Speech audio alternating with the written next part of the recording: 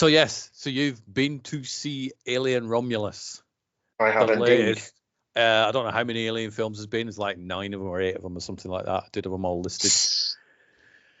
If 4, you count, 5, 6, 7, 8, 9. If you count AVPs. Alien Vest, yeah. I think. Because why am I doing that? And 9. That's 6, dumbass. That's 9. Right. Yes.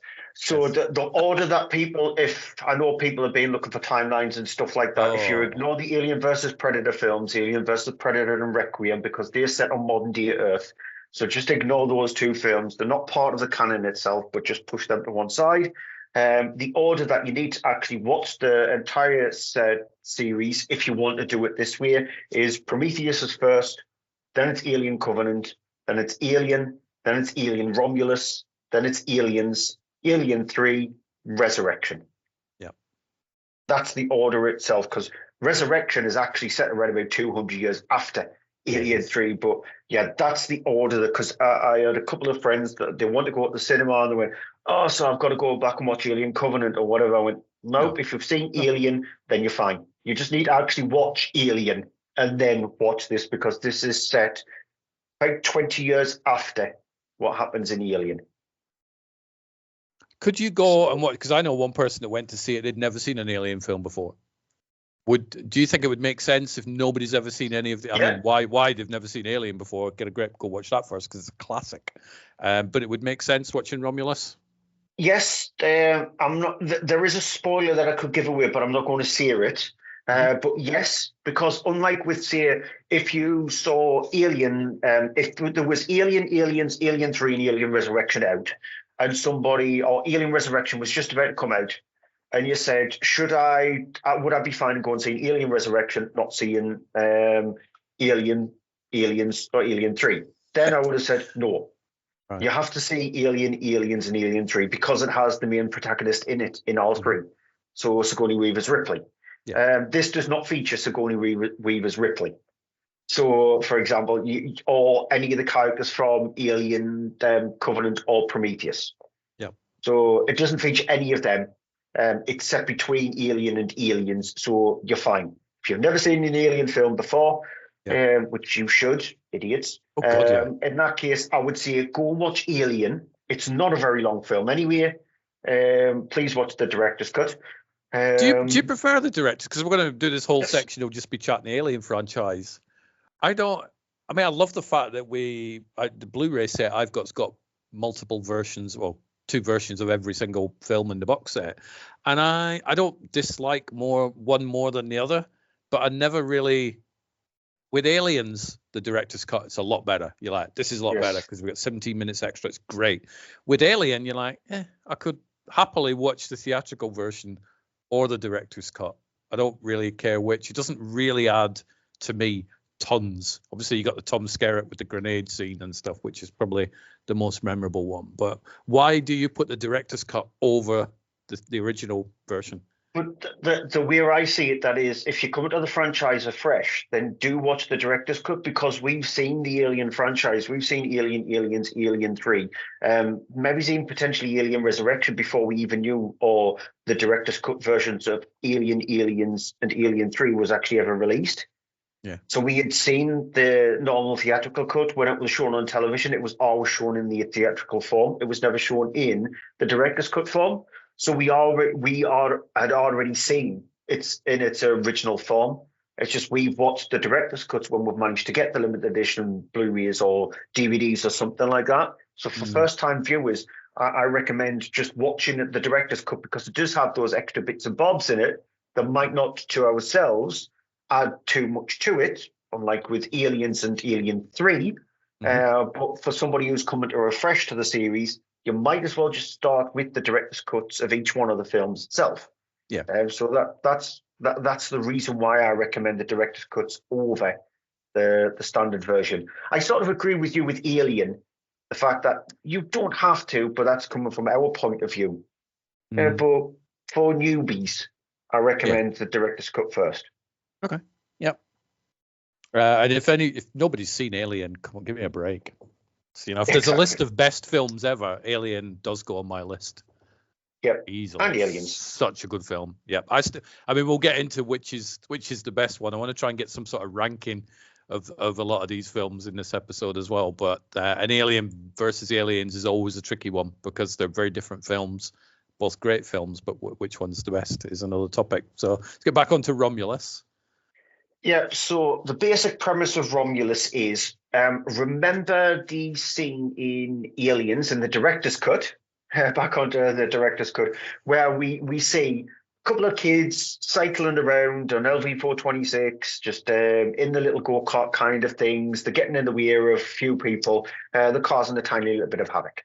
Yeah. So just imagine that if you take that idea and expand it out to a colony, which you see, where it's a mining colony, which is the Wheel-and-Yutani company. They've got around about 2,500 people on this colony, because the whole task is to try and colonize planets, because something's wrong with Earth. We'll find out what actually is wrong with Earth, because we've got Alien Earth, which comes out early next year. The TV series. That's the full title of it now. Mm-hmm. Alien Earth. It is FX, so it'll probably be shown on Sky over here, but it's early next year when it comes out, and that is set before Prometheus. Yeah. I know. Yeah. It'll get more confusing. Let me just add that to my spreadsheet. Yeah. So with Romulus, like I said, it's 2,500 people on this planet itself, and the film itself centers around a small little pocket of people on this colony, specifically two main characters: Katie Spaney's character of Rian and David Johnson's character of Andy. Andy is the droid character. Of the film itself. Not giving it any spoilers. It's got to have a droid in an Aliens movie. Yeah. What happens is with these small few people is a couple of them discover a distress signal or a signal from a huge, massive space station that is orbiting above the planet that potentially has cryo chambers that will enable them to get to be in cryostasis for long enough so they can reach what they deem as their Mecca. So a planet which they can see the sunshine every day, rather than just toxic fumes and dirt and just people getting bullied and all that kind of stuff. Yeah. But then once they get onto the Romulus and Remus, because the space station is split into two, bad things start to happen. Pretty much the basic premise of the film itself. If you've played Alien Isolation, you will instantly get the premise of Alien Romulus.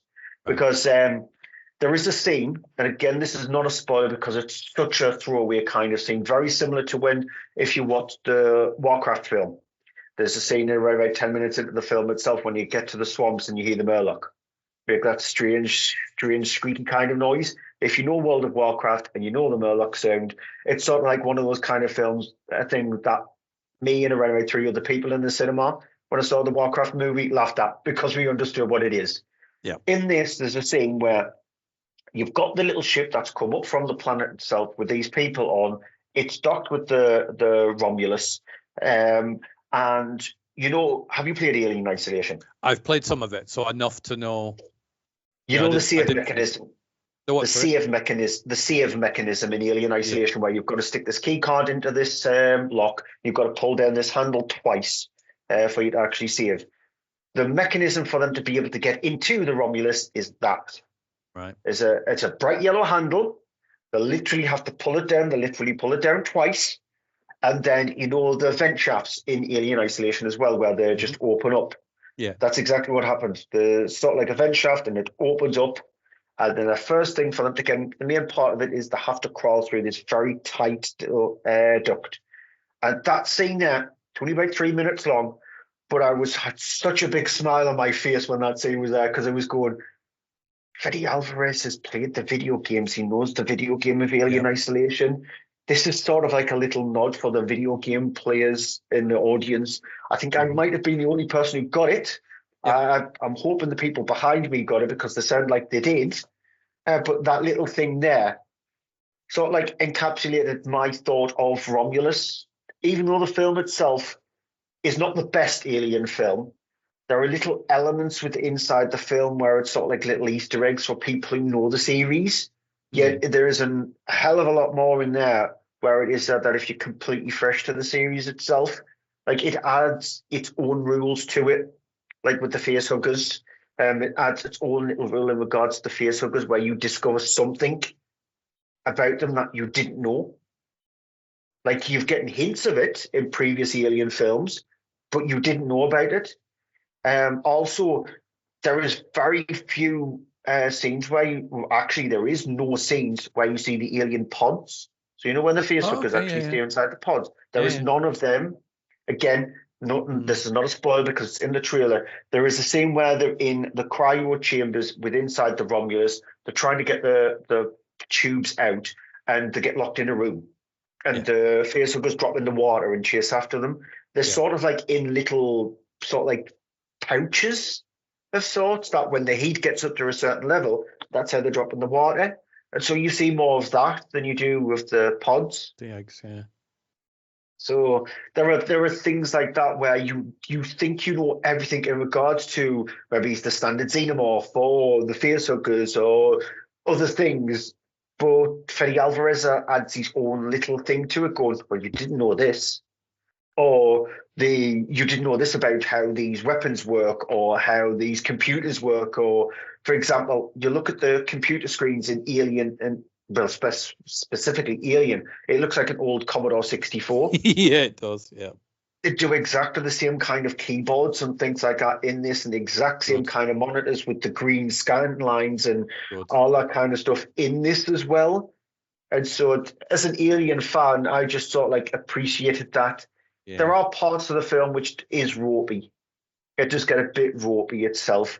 I felt like the script was slightly underwritten, that the dialogue that the characters themselves had to relay across each other was slightly underwritten. I think it could have been a lot more stronger and a lot more tighter. I think the cast are very well done. I definitely appreciate the fact that the cast is full of unknowns.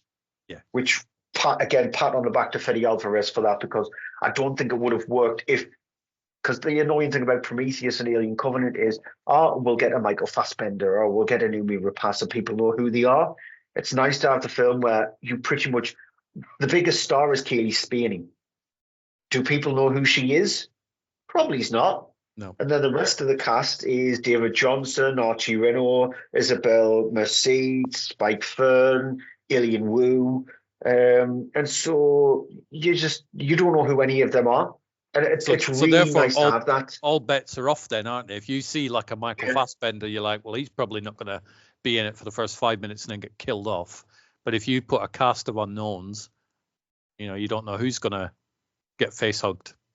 Exactly, which is a nice thing to have in the film. There are elements of tension. There are elements which, again, I will give Fede Alvarez a hug, because something I absolutely love in horror films is silence. I adore silence, and right from the off, you're not thrown in with a musical score when the opening credits of Salvo comes up. Silence. It's just completely dead silent. And I loved that. And there was a couple of scenes in the film itself where it's just dead silence. And the score is brilliant. The score is very reminiscent of Alien and Aliens. I absolutely loved the score. Cinematography, I loved. The score, I loved. The acting was good. The script was There was a couple of set pieces which doesn't work. It's slightly too overlong.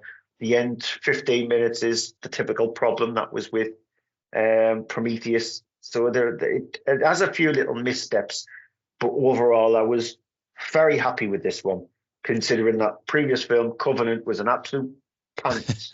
I think Covenant, I've gone back and rewatched. I know Neil Johnson's a huge fan of Covenant. I wasn't when I first saw it. I'm like, nothing happens in this film. It's boring.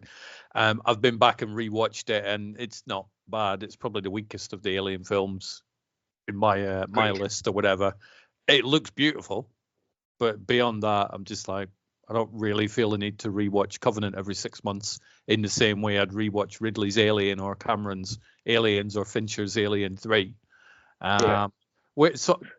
Romulus fits well into the Alien franchise. Yeah, right, because if gun against me head, if you told me you need to rank your list itself, Covenant definitely dead last for me. Then Prometheus. then Alien Resurrection, because Alien Resurrection gets a bad rep. Apart from the ending of Alien Resurrection, there is a lot to really like with inside Alien Resurrection. Beautiful looking film. Yeah. I like the cinematography. It's like very green, isn't it? It's Alien Resurrection, but I like that. And then, because me being the annoying person that I am, I would actually tie this with Alien 3. Okay. Yes, the director's cut, the assembly cut, as they call it. Yep. I really like Alien 3. I'll defend Alien 3. Oh, I will. Yep. And then, again, it's such a hard choice, gun against me head kind of situation, which is the best Alien or Aliens. Depends on my mood. But I think Aliens is the slightly stronger one out of the two. It is because it has elements from Alien, tension, little bits and bobs. The Aliens director's cut, that is. Because if you were going standard versions, I would go Alien, then is the best. Aliens. Then Aliens. If you're going director's cut, Aliens, then Alien. Mm-hmm. It's just there's elements with inside, because I absolutely love the scene with Newt and her brother. Yeah. And in that huge massive vehicle, and the father's brought back to that vehicle, facehugger's attached to him. I love that scene. And you question, when I first saw that scene, I questioned, why the hell was this not in the film? Because there's such a pivotal, important scene. Run in time, innit? Yep. The scene when Ripley discovers the place where Newt has been hiding and living. Yeah. That is such a tender but brilliantly beautiful, well-executed scene. It's a fantastic scene. But then you've got the playful nature between the meathead space marines. Yeah. Hicks and Weaver or Hicks and Ripley have some nice tender scenes. Yeah, but they don't act like complete jarheads in a way, and so there is a reason why they're there, and that's the good thing about Aliens. There's a reason why each one of those characters is there. They're there for a purpose. There isn't one who's completely superfluous that we could just easily get rid of them very easily. That you feel for when each one of them does actually go. And even in the director's cut, the scene where you've got the turret down the hallway, that's such a genius scene. Again, it was just, why the hell was this not in the original film? There's just things like that. So if you go in director's cut, it's Aliens and Alien. If you go in standard, it's Alien first, then Aliens. I remember when I started seeing the trailer for the Alien Special Edition, and this was back in the time when director's cuts weren't really a huge thing. There'd be the odd one now and again. And it was like, there's more aliens. And watching the director's cut for the first time, you were like, oh my God, this footage from 1986 that I've never seen before. And here I am in the early 90s watching it for the first time. And again, it's like, why have I never seen this before? Why was this not in it? And this was obviously back in the day when 2.5 hour films really weren't a thing unless you were an Oscar bait type movie. And then we started hearing rumors about, there was an Abyss director's cut. I'm like, oh my God, I'd love to see that. And we got that one. You're like, why the hell wasn't that footage in the original movie either? So Cameron's definitely one of the geniuses when it comes to director's cuts. I don't really want to watch longer versions of Avatar, so you can, No, thank you.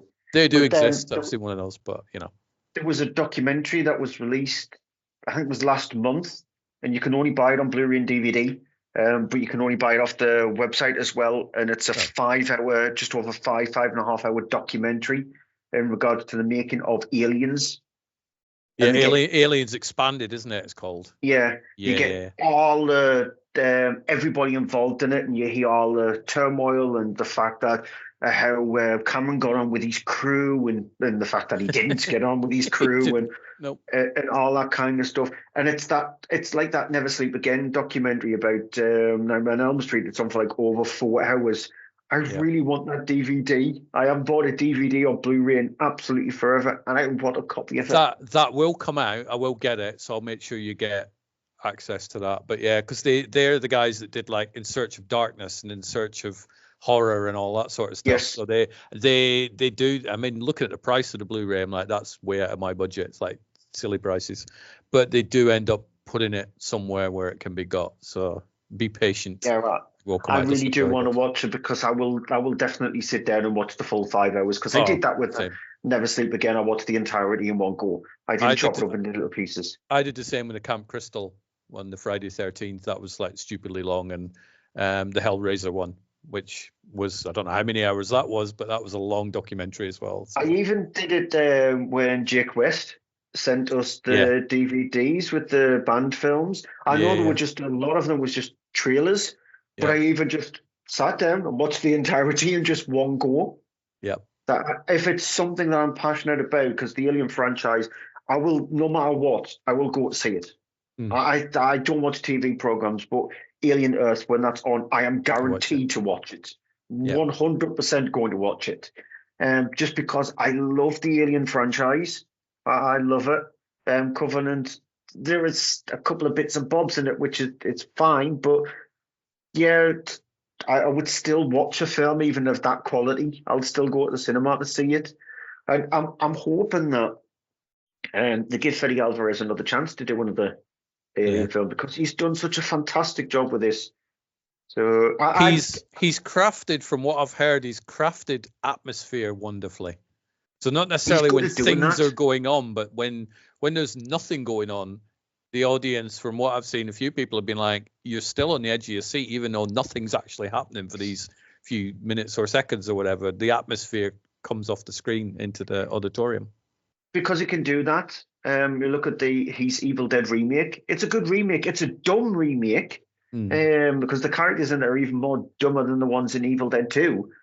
But it's still a really good remake because he got what the spirit of Evil Dead was. Yeah. He sort of like looked at the playful nature of Evil Dead 2 and he just went, well, modern day gore and what we can do, we can take elements from Evil Dead, the camera shots and the tree rape scene. We can do all of that. We can take elements from Evil Dead 2 with somebody getting their arm chopped off, but in this case here, let's use a turkey cutter and saw the arm off and the blood and the giggling laughter of the possessed girl in the basement and all that kind of stuff. So he gets that, and the gore is just so nasty and scrunchy and horrible and just geniusly well executed. And Don't Breathe, it's such a tension-filled film, despite the fact that it's got a few missteps, turkey-based, in the film itself. So he's able to actually do that. And like I said, despite the fact that I've got some misgivings with Alien Romulus, if I was asked to give it a score out of 10, I would give it a 7 out of 10. But that's still quite high for me, that. I still enjoyed it. So much so that I actually booked an early finishing at work on Friday so I could go and see it because I was originally supposed to finish at 6. I got to finish just before it was 20 past 4. And I walked straight to the cinema, booked the ticket for the 5 o'clock showing. So I live around about a half an hour walk, but that's if you walk quite fast. Yeah. From mine to the town centre where the cinema actually is housed. I got into the cinema. I was an absolute ball of dripping sweat. Yeah. But I still got in before the film started, before the adverts and trailers came up, because I would not have gone to see it if I couldn't have made it even for the adverts, because I hate coming in when the adverts has actually started. I've got to be sat in my seat. That's how eager I wanted to see that film, because I knew I couldn't get the deer off, but I wanted to see it as soon as I was able to, rather than the way I was going to do it. And I was going to go to deer at 10 past 10 in the morning. Yeah. That was my original idea. But yeah, I'm glad I did actually get to see it last night. Well, fingers crossed it makes a bucket of money. Obviously, we won't know. But I really, really want to watch. I'm going to try and get to see it at some point this week or whatever, if I'm up to it, or we go out, because we don't have a cinema really near us, which is a pain in the neck. But because the Alien franchise is a weird one. It's had a few missteps over the years. It's not like a solid, great franchise. Obviously, the Alien versus Predator films are a bit, you can take them out or you can keep them in. It's I will always go to bat for Alien 3. I love Alien 3. I think Same. Aliens, Alien 3, brilliant. If that was a trilogy, it would be a solid trilogy for me. Alien 3 theatrical or assembly cut. I do prefer the assembly cut, but I saw the theatrical version when it opened back in the 92, I think it was. Loved it. Came out thinking, yeah, it's great. But then people decided to start bashing it because it wasn't the same as Aliens. Which I quite liked it because it was different to Aliens. And with the Alien movies, other than Prometheus and Covenant, they're kind of all different, which I quite like that. They all fit within the same world, but they're all made by pretty much different people. They all have their own little unique style or spin to it, and I quite like that. Yeah. Alien Resurrection was the first Alien film I saw in the cinema because I wasn't old enough to see Alien 3 in the cinema, despite the fact that I was still not old enough to see Alien Resurrection in the cinema, technically. You were old enough to watch Elm Street when you were like 2. So, yeah, but I watched that on video. And so, Alien Resurrection was the first Alien film I saw in the cinema. Maybe that's the reason why I like it more than some other people, because the fact that it was, because I remember before going to see it, I actually watched Aliens, and Alien 3 in eager anticipation of actually going to see Alien Resurrection. And I walked out of Alien Resurrection with, I thought that was a good film. I like that. It's got its playful nature to it.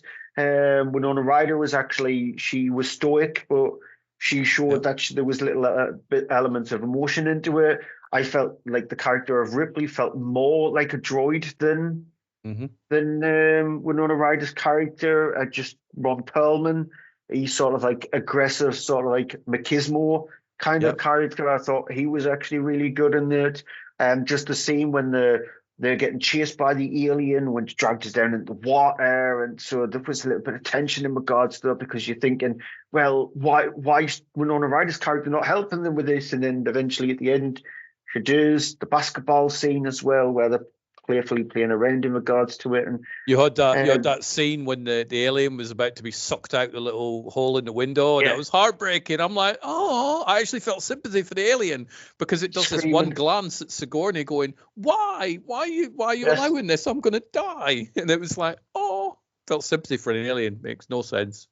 The baby, as it's known as, which is a very interesting thing to call it. So it is. Yeah, when I saw that in the cinema, I was just, I actually really liked it. So again, I will defend it. And then Alien 3. When I went to visit a friend down in London, we actually watched Alien 3, and he was one of the first people who I spoke to where he actually really liked the film.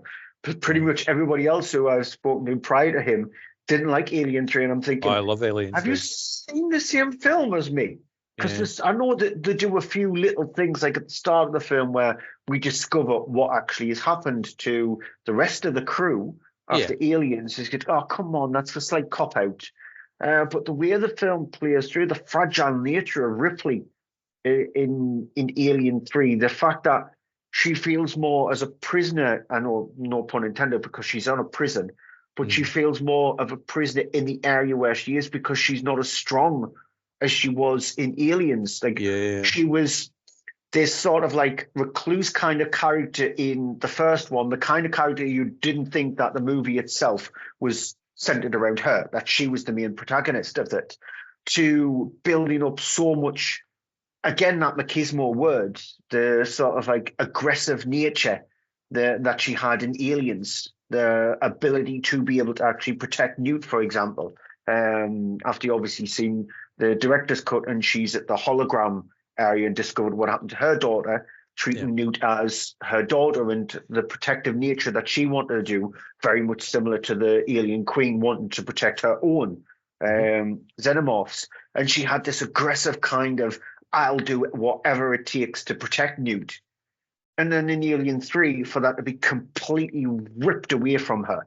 Like all of that is ripped away from her. She's in an environment that she's never been in before. She's not used to this environment. She's locked in with people who she would never even say hello to or speak one single word to. She doesn't feel safe. Even the doctor, she can sense that there's a lecherous kind of vile nature behind him. He's here for a reason. Why is he here?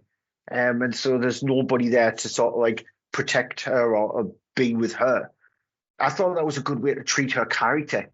And then obviously in Alien Resurrection, it was sort of like a complete hit the restart button. Yeah. Like, there's a human here, but she sort of like has this thing, well, am I very similar to Bishop? Am I very similar to the kind of droids that I had a hatred to in the first film, and then partial hatred to in the second one, but came around with Bishop? Yep. Is that me now? And then moving into films like Alien Romulus, where the relationship between the two characters of Rain and Andy, a human who heavily relies on the droid character, she treats him like a brother, calls him a brother through the entirety of the film, because and we find something out about a backstory as to the reason why she calls him brother. And so it's to that as well. And so the female characters have always been the main elements with the Alien films, but they've been in so many different styles. We're never going to show what kind of ones we're going to get. But that's what makes the first four and Romulus sort of like unique in that. Yeah. Because the Ripley character is in every different state. And then we sort of like get that follow on with Romulus. So it's like they're all different, but they all fit in the same universe. It's not like, oh, that doesn't make any sense. So it's But yeah, I think when Fincher had done 7, I'd found out his postal address, not his house address, but his agent. I wrote to, this back in the day when I would handwrite and just go, I'm just going to write to David Fincher. I went through a phase like that, and I wrote to him going, 7 was amazing, blah blah blah blah blah. Really glad that this has happened to you, especially after the way you were treated with Alien 3. It's a middle finger up to the film studios who were like, oh, we don't want this Fincher guy. Really sort of, glad this has happened because you were treated like crap back in the early 90s. And he wrote back. I still to this day have this lovely little note from Fincher saying, thank you very much for your kind words. So I will always go to bat for Fincher because I like what he does. And yeah, Alien 3, I'm a huge fan of. I get why they killed off Newt and Hicks. And I think Fincher explained, he's like, do you really want a young girl running around on a prison planet? Could you imagine what would happen to her? And that's partly the reason why he thought, right, well, we need to get rid of those characters. But a lot of people are genuinely mad because they're like, how dare you kill these 2 fictional characters? And they're kind of angry against Alien 3. But I'm a big fan. I wonder if he always had the idea of setting Alien 3 on a prison planet. I think the making of Alien 3, they could do a 5-hour documentary on that. This was one of these films where he was brought on board. He was like, however many directors in, the sets were already being built before he even showed up and got the job because he was in his 20s. So the studios figured, we'll get this guy in, we can push him around a bit. And if you know Fincher, that doesn't really work, but he was still at the beginning of his movie career. So I don't know whether it was, I don't know where the prison planet idea came from. It certainly didn't come from Fincher.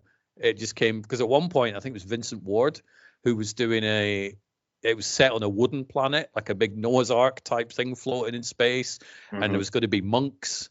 All these monks were on board, which is when you watch Alien 3, you can kind of see some of the monk still there. So it's just evolved so much. The making of Alien 3 is fascinating and probably one of the best and worst examples of studios interfering in the making of a movie and trying to make it before they should go, right, now we've got everything in place, let's start making it. No, we need to get it out. We don't need a director, we don't need sets, build this, build that. So yeah, looking into the making of it's quite interesting, and how a film managed to come out of that chaos. More pats on the back for David Fincher for surviving that. I wonder if Fincher, if he was actually given a chance from the start, how he would have actually created his Alien film. What he would have actually done. Yeah, I'd like to have known. I mean, the assembly cut isn't an official director's cut because he doesn't really talk about Alien 3. He's like, nope, I don't want to know. It scarred him quite a bit. He's not interested, which was why when he came back with 7 and he did well and it was successful and it's great and it made loads of money, it was like, well done. He did carve a really good career out for himself. But it would be interesting to see what his vision would have been if he was on board from the very beginning of that. It was like the Alan Smithy kind of situation where you just disown your film itself and want the credit to be changed to the Alan Smithy kind of name or something like that. And they touch upon a lot of it on the Blu-rays, because there's commentaries on the assembly cut and the theatrical cut, and it's all with the cast and crew. Sigourney's in there, Charles Dance is in there. I think Fincher might actually be in there, but I can't remember.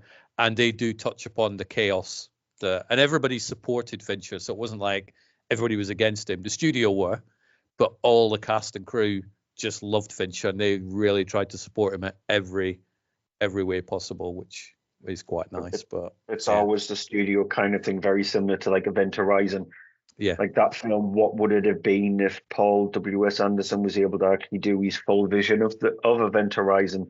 Would we have gotten this really gnarly, nasty film that he was intended to? The film was an 18-rated film anyway, so you just think to yourself, now, if Anderson had the idea of Event Horizon, I think he would have easily been allowed to actually do his full idea. Yeah. He easily would have been able to release the film in the form he originally intended. So I'm wondering if David Fincher was given the option now of sort of like, oh, by the way, we want you to do an Alien film, but we're going to give you full rein. We're not going to get involved in it. We're not going to say, oh, you can't do that. You can't do this. What he would have actually done, would he have sort of like do it in the style of what he does his films in?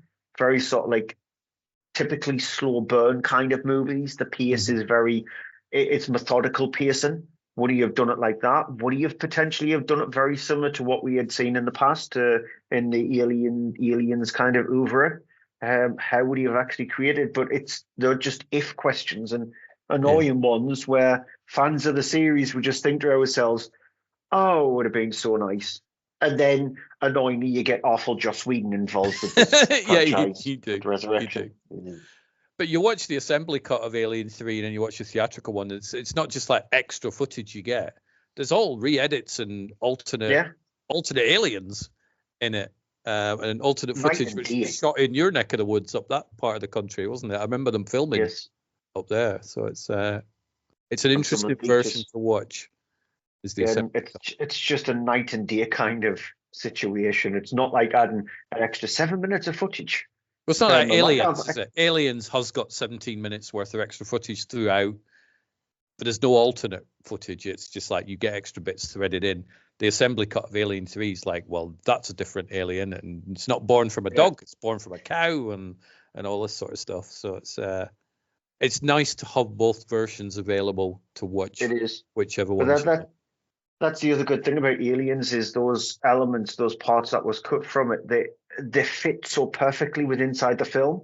Yeah. Like the way it was edited together for the director's cut, it's just so seamless. Like it doesn't feel like there is like the points where you just notice that, unless you would not, if you've seen the original version of Alien in Aliens, you know where these scenes actually fit in. But if it is that you watch it for the first time, you've watched the director's cut, you just can't tell. There is no like that little bit, oh, that doesn't feel like it belongs there. It literally does feel like it belongs there. Yeah. So overall, summing up the Alien franchise, you're a fan? You've said it already. I've always been a big fan of the Alien franchise. Same. I am looking forward to watching Romulus when I can, but fingers crossed it does make a ton of money. And Fede says, yes, I will do another one. I think I've seen a few people saying, I hope he does a sequel. So it's going down pretty well. Hopefully, money-wise, it'll make a fortune. Hopefully, the studio won't go, let's stick it on video on demand in 10 days or one of them stupid decisions that they do. And then I'm just eager and interested to find out what Alien Earth is going to be like. Because that is the proper title. It is called Alien Earth. And there is a 15-second teaser of it online on YouTube, which you will see absolutely nothing. Nothing, other than a title and maybe a year going 2025. You see a xenomorph. Right. That's it. You see a xenomorph. One other quick thing about Romulus is there is a lot of practical effects in it. There is some CGI. Yep. Some of the CGI is it's just terrible. It's uncanny valley CGI. Yep. That's all I'll see. But there is some practical effects. And if you watch there is a few little brief making of videos on YouTube in regards to it. Some of they actually have a remote control facehugger, just running around, and Nice. they've got a full-size remote control xenomorph, and it shows in a couple of them the movements and the balletic sort of like jumping around and stuff like that. And some of the practical effects are just outstanding in Romulus. I adore practical effects. Yeah. That's how I love my films. And so there are some really good, really, really well created practical effect shots. And there is one scene in the film in regards to the soundscape, that when they go from the planet through the atmosphere to the Romulus ship itself, there is a part sort of like in between where the sound is just lightning, but it flashes between silence and lightning. So the strike of the lightning, but you've got the silence. Oh, I want to give that sound guy again a hug, because the person who did the score and the sound in that film is it's chef's kiss. It's just outstanding. Give them an Oscar. That might be a second best thing. Definitely. Give them an Oscar next year. Yeah. God, that's good. But yeah, it won't happen. No, it probably won't happen, because it's, we usually find out that the films we really want to win often don't. So exactly. But yeah, no, I will happily rewatch Alien and Aliens on a yearly basis, and Alien 3. They are films that I find incredibly rewatchable. Romulus, do you think it is a rewatchable film? Yeah. Yeah. It will be. It definitely will be a rewatchable film. Because I kind of miss that with a lot of films nowadays. You watch it once, you go, that was good, and then you probably never really need to rewatch it like ever again. So I miss the days of just having films on rotation. So. Yeah, because when I read the Guardian review of it, I just think that the Guardian did not get the film. They don't watch films, I don't think. I've seen Guardian people review films, and it's like, look up from your iPad, watch the screens that way. The independent review of it was sort of like more closer. The reviewer of the independent was Clarice Lockery, which I think she is a decent reviewer. She's been on Kermode and Mears' show as a stand-in every now and again. And I do like her. I do like Clarice Lockery as a reviewer. And I thought she did get some elements correct. And then I read the review of it from Empire magazine. And normally from a movie magazine, it's just throwaway fluff. But I felt like the guy who reviewed it for Empire got it spot on. Like his analysis of the film itself, I think he understood the film. He had some of the same kind of misgivings as I had, but I think his review was actually correct in regards to the film. So it's more in that 3-4 star camp rather than the Guardians 2-star. Yeah. We'll stick with the Empire review then, or your reviews probably. Stick with that one. Yeah. Definitely. Cool.